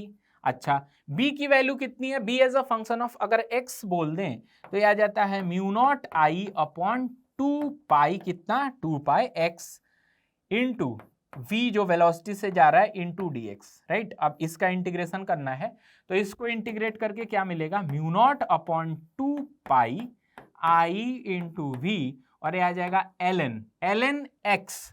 अब ln x में लिमिट में रख दूं 4 से 1 तक, तो ln 4/1, तो विच इज ln 4। अच्छा, अब क्वेश्चन में देखें ln 4 के बारे में, हाँ ln 2 की वैल्यू दिया है 0.7, राइट। तो मैं यहाँ पे रख सकता हूँ म्यू नॉट IV/2 और ये आ जाएगा, ये 2 का स्क्वायर आ जाएगा तो 2ln2 लिख सकते हैं, ln 4 को 2ln2 लिख सकते हैं, तो 2 इंटू 0.7, राइट। तो ये 2 से 2 यहाँ पर 2 पाई है, ठीक है, अभी ऐसे ही रहने देते हैं, अभी कैंसिल नहीं करेंगे, इस 2 को ऐसे ही रहने देते हैं। अब इसको और सिंप्लीफाई करेंगे तो इसमें वैल्यूज पुट करेंगे, चूंकि म्यू नॉट अपॉन 4 पाई कितना होता है 10⁻⁻⁷, तो देखिए म्यू नॉट IV अपॉन 2 पाई, ठीक है, और वो कितना है 2 इंटू 0.7, ये हमारा कितना हो गया, E इंड्यूस आ गया। अब म्यू नॉट अपॉन 4 पाई करने के लिए 2 से डिवाइड और 2 से मल्टीप्लाई, तो ये म्यू नॉट अपॉन 4 पाई हो गया, इसकी वैल्यू 10⁻⁻7 लिख सकते हैं। I की वैल्यू कितनी दे रखी है, 2 एम्पियर, तो I की वैल्यू अगर मैं 2 एम्पियर लिखूं इनटू V की वैल्यू कितनी दे रखी है, तो यहां पर V की वैल्यू 3 मीटर पर सेकेंड, तो देखिए 3 मीटर पर सेकेंड रख दिया, I हो गया, V हो गया, और इनटू 2 है ना, ये तो लिख ही चुके हैं, इनटू 2 और ये V के बाद 2 फिर इनटू 2 इंटू 0.7, ऐसी आ जाएगी वैल्यू इसकी E इंड्यूस की, राइट। अब हमसे पूछ क्या रखा है, मैक्सिमम करंट। अब मैक्सिमम करंट तो ये सिंपल LR सर्किट है ना, तो ये क्या है, RC circuit, sorry RC circuit है। RC सर्किट में मैक्सिमम करंट की वैल्यू क्या होती है, तो मैक्सिमम करंट की वैल्यू होती है I max is simply E upon R, ठीक है। तो E इंड्यूस अपॉन इसको R से डिवाइड कर दे, तो रेजिस्टेंस कितना है, रेजिस्टेंस एक बार देख लेते हैं 1.4, ठीक है, तो यहां पर रेजिस्टेंस 1.4 है, तो ये 6 2 जा 12 इंटू 2 और 0.7 इंटू 10⁻⁻7, राइट, और ये है 1.4, ठीक। अब यहाँ पे हमें क्या करना है, 7 और 0.7 इंटू 2 ये कट गया, तो कितना बच रहा है हमारे पास 12 into 10 raise to the power -7। अब ऑप्शन में चेक कर लेते हैं, 1.2 into 10 raise to the power -6 भी इसको लिख सकते हैं, -6 एम्पियर। तो इसका मतलब आई मैक्स की वैल्यू इतनी ही आएगी और हमारा आंसर बिल्कुल करेक्ट है। दैट मीन्स ये जो ऑप्शन में दे रखा है ना, हमें ऑप्शन में क्या दे रखा है, 1.2 into 10 raise to the power -6 ampere, this is correct, right. Maximum charge की वैल्यू, तो मैक्सिमम चार्ज लिखना भी बड़ी बात नहीं है, तो हम यहाँ पर Q मैक्स की वैल्यू कितनी लिखेंगे, तो ये आ जाता है C इंटू वी, और इंड्यूस ईएमएफ की वैल्यू हम निकाल चुके हैं। अब C कैपेसिटेंस, कैपेसिटेंस की वैल्यू कितनी है, तो कैपेसिटेंस की वैल्यू 5 माइक्रोफेरेड, तो इसमें 5 इंटू इस V से मल्टीप्लाई कर देंगे, which is 12 into 2 into 0.7 into 10 raise to the power -7, और माइक्रोफेरेड में है तो 10 रेज टू द पावर -6 भी रहेगा, 14, ये 6 और ये आ जाएगा 84 into 10 raise to the power -13। तो इसको मैं क्या लिख सकता हूं, डिवाइडेड बाई 10 मल्टीप्लाइड बाई 10, तो ये आ जाएगा 8.3 into 10 raise to the power -12 coulomb, 8.4 into 10 raise to the power -12 coulomb. तो हाँ, ये ऑप्शन सी में है, तो इसके दो ऑप्शन करेक्ट हो गए, ए और सी। तो ठीक है, यहां पर ए और सी इसके दो ऑप्शन करेक्ट हो गए, कुछ भी नहीं है, कैलकुलेशन है भाई। कैलकुलेशन अगर कर गए तो ईएमआई ऐसी में और होता ही क्या है, कैलकुलेशन अगर इसमें कर गए तो बाकी ये चैप्टर्स इजी होते हैं, इसमें बहुत ज्यादा दिमाग अपने को लगाना ही नहीं है, ठीक है। तो चलिए आगे बढ़ जाते हैं नेक्स्ट क्वेश्चन की ओर। यहां पर देखते हैं, ये क्वेश्चन एक पैराग्राफ है। इस पैराग्राफ में क्या बोल रहा है, in a circuit a metal filament lamp is connected in series with a capacitor of capacitance C microfarad across a 200 volt 50 hertz supply, the power consumed by the lamp is 500 watt। ठीक है, वो lamp कितना power consume कर रहा है, 500 watt, while the voltage drop across it is 100 volt। ठीक है, यानी कि एक सर्किट में एक मेटल फिलामेंट लैंप है, मतलब एक सिंपल रेजिस्टेंस है, एक रेजिस्टेंस है, ये किसके क्रॉस कनेक्टेड है, कैपेसिटर के क्रॉस कनेक्टेड है, कैपेसिटर के साथ कनेक्टेड है, और सप्लाई कितनी है, तो ये सप्लाई है 200 वोल्ट आरएमएस है, ठीक है। और इसके क्रॉस ये जो ड्रॉप दे रखा है, ये 100 वोल्ट का ड्रॉप दे रखा है, ठीक। Assume that there is no inductive load, कोई इंडक्टिव लोड नहीं है, टेक आरएमएस वैल्यू सबको लेना है। The magnitude of phase angle between the current and the supply voltage is J, assume π/√3 = 5, ठीक है।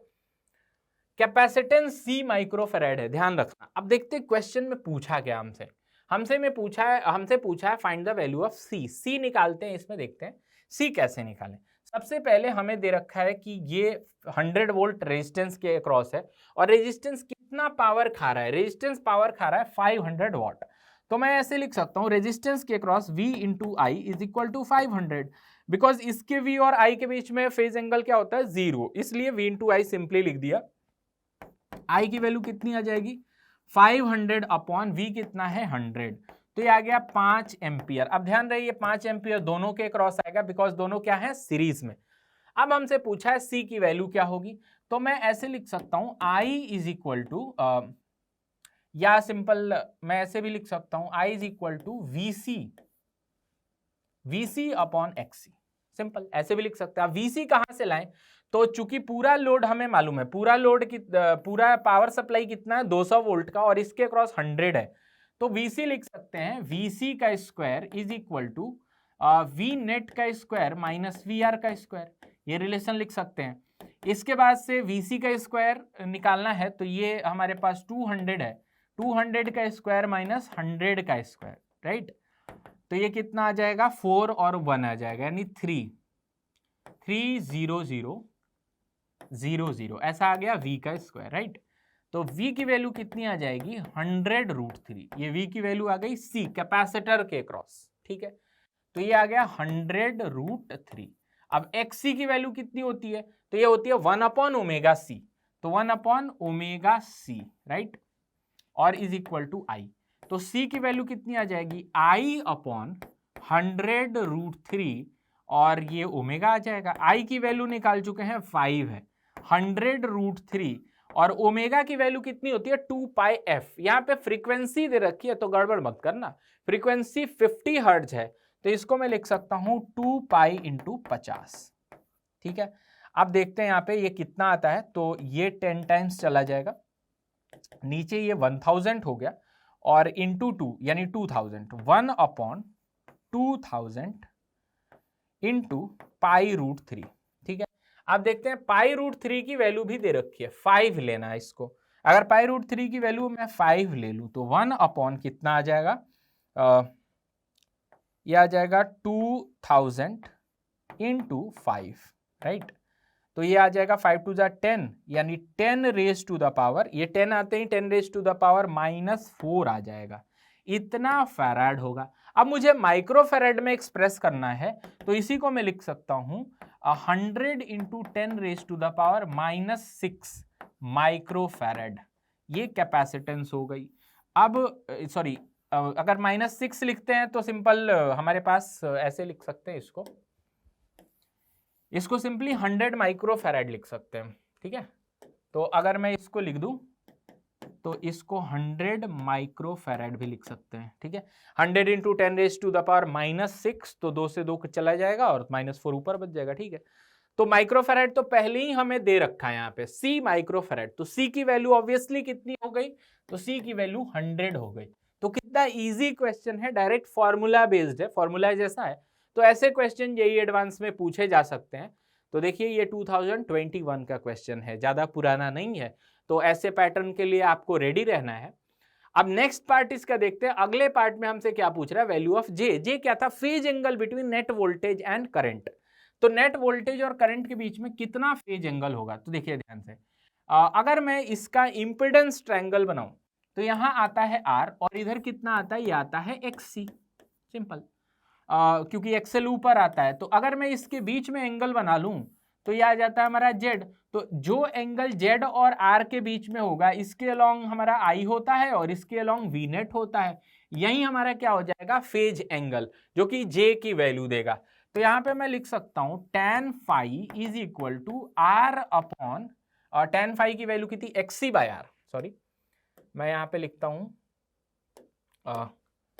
tan phi is equal to XC upon R। ठीक है, अब XC की वैल्यू कैसे निकालें, तो XC की वैल्यू निकालना आसान है, ये XC हो गया और ये R हो गया। R की वैल्यू कहां से निकाले, तो देखिए XC की वैल्यू तो हम ऑलरेडी निकाल चुके हैं, तो XC की वैल्यू कितनी है हमारी 100 micro farad, 100 into 10 raise to the power -6, right.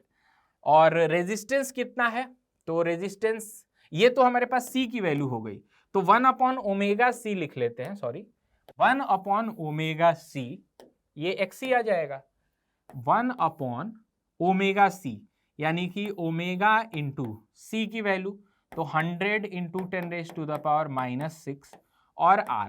ठीक है, ओमेगा को 2 पाई f लिख सकते हैं, तो ये आ जाएगा 2 pi into 100 into 10 raise to the power -6।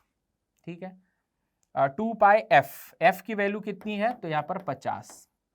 और रेजिस्टेंस, तो रेजिस्टेंस कैसे निकाले, वो यहां से आसानी से आएगा, I into R is equal to V होता है, तो V की वैल्यू 100 दे रखी है, I की वैल्यू कितनी है, तो I की वैल्यू 5 है, तो R की वैल्यू आ जाएगी 100/5।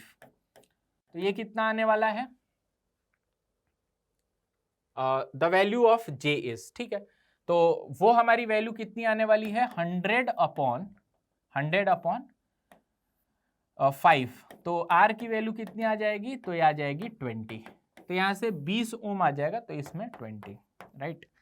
अब इसको मैं सॉल्व करूं तो अगेन पाई हमारे पास समथिंग पाई √3 की वैल्यू दे रखी है, ऐसा कुछ अगर हम यूज में ले लें तो फिर हमें यहाँ पे tan फाई की वैल्यू आसानी से मिलेगी। तो इसको एक बार देखते हैं, ये आ जाएगा 5 2 ज़ा 10 और 0 0 3 0 यहाँ 3 2 5 0, तो यहाँ बचेगा 10 रेज टू द पावर -1 जिसका 10 ऊपर चला जाएगा, तो 10/2 और नीचे आएगा पाई। ठीक है, तो ये आ जाएगा 5। अब 5/पाई है। अब देखते हैं यहाँ पर कुछ वैल्यूज हमें दे रखी है, यहाँ पर 5/पाई को हम √3 लिख सकते हैं, तो सिंपली यहाँ पर हम 5 पाई पाई को क्या लिख सकते हैं, √3। तो √3 किसके लिए लिया जाता है tan में, तो यहाँ पे फाई की वैल्यू कितना आ जाएगा, 60 डिग्री। तो डिग्री में जे की वैल्यू कितनी आ गई बच्चों, तो ये आ गई 60। इसलिए हमारा जो आंसर है, करेक्ट आंसर वो कितना है, 60। ठीक है, तो ये भी इजी क्वेश्चन था, इसको भी हमने सॉल्व कर लिया। आगे बढ़ते हैं, एक और पैराग्राफ हमारे सामने है। इस पैराग्राफ में क्या बोल रहा है, a special metal S conducts electricity without any resistance. A closed wire loop made up of S does not allow any change in flux through itself by inducing a suitable current to generate a compensating flux. ठीक है, जैसे ये dipole है, इसकी वजह से यहाँ पे कुछ फ्लक्स आएगा, तो ये अपने अंदर कुछ इंड्यूस करंट ले आके उस आने वाले फ्लक्स को कंपनसेट कर देता है। The induced current in the loop cannot decay due to its zero resistance. इसका लूप में रेजिस्टेंस क्या है, जीरो है। The current gives rise to a magnetic movement which in turn repels the source of magnetic field. इसमें एक magnetic movement आ जाता है current की वजह से, जो कि इस सोर्स यानी कि जो डाइपोल रखा हुआ है उसको रेपेल करता है, राइट। फिर हमसे बोल रहे हैं consider such a loop of radius A radius का एक लूप हमें कंसीडर करना है with the centre at origin, origin पे इसका सेंटर है। A magnetic dipole of movement m is brought along the axis of this loop from infinite to a point at distance r much greater than a। ठीक है, यहां पर ले आया गया from the center of the loop with its north pole always facing the loop। इसका north pole क्या कर रहा है, इस लूप को फेस कर रहा है। फिर बोल रहा है as shown in the figure the magnitude of magnetic field of the dipole is m। इसका मैग्नेटिक डाइपोल का क्या है, m मैग्नेटिक फील्ड है। ठीक है, magnitude of magnetic field of a dipole is m। ठीक है, इसका मैग्नेटिक फील्ड m है at a point on the axis at a distance r। ठीक है, r डिस्टेंस पर इसका मैग्नेटिक फील्ड है mu naught m 2 pi r cube, 2 pi r cube, where mu naught is the permeability, ये सब दे रखा है। The magnitude of force between magnetic dipoles with movement m1 and m2। ठीक है, अगर दो हमारे पास ऐसे डाइपोल्स होते हैं, उनके बीच में जो फोर्स आता है वो k m1 m2 upon r raise to the power 4 है, where k is a constant of appropriate dimension. The direction of force is along line joining the two dipoles, जो फोर्स है वो लाइन जॉइनिंग डाइपोल्स के along है। अब question देखते हैं, इस पर क्वेश्चन बोल रहा है when the dipole m is placed at a distance r from the centre of the loop. जैसे क्वेश्चन में दिया भी गया है, ये एक डाइपोल है और इस लूप के सेंटर से r दूरी पे रखा गया, this is eight a distance r, है ना, और r is much greater than a, ऐसा दे रखा है। तो हमसे क्या बोल रहा है, हमसे बोल रहा है the current induce in the loop will be proportional to, इसमें कितना करंट इंड्यूस होगा। क्वेश्चन में ऑलरेडी बोला गया है कि इसकी वजह से यहां पर जो फ्लक्स आया, इसको इसने खुद क्या ऐसा इंड्यूस करंट बना के कंपनसेट कर दिया। तो लेट्स से कि इसका सेल्फ इंडक्शन कितना है, L है, तो इसमें जो करंट आ रहा है वो I है, तो नेट फ्लक्स जो ये कैरी करेगा that is phi is equal to Li, और ये फाई किसके बराबर होगा, इस डाइपोल की वजह से यहां पर जो फ्लक्स आएगा उसके बराबर होगा, बिकॉज इसको क्या करना है, उसको कंपनसेट करना है, राइट। तो अगर कंपनसेट हमें करना है तो दैट इज, इसकी वजह से यहां पर फ्लक्स कैसे लिखें, तो B इंटू एरिया, तो यहां पर L into I is equal to, इसकी वजह से यहां पर मैग्नेटिक फील्ड, तो मैग्नेटिक फील्ड कितनी, म्यू नॉट अपॉन 4 पाई, इसकी एक्सिस पर कितनी होती है, 2 into magnetic dipole movement upon R cube. This means I is equal to mu naught upon 4 pi L 2m upon R cube.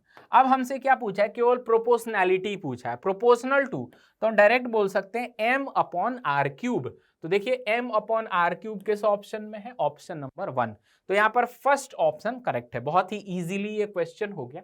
आगे बढ़ते हैं नेक्स्ट, इसके अगले पार्ट में क्या बोला है, the work done in bringing the dipole from infinite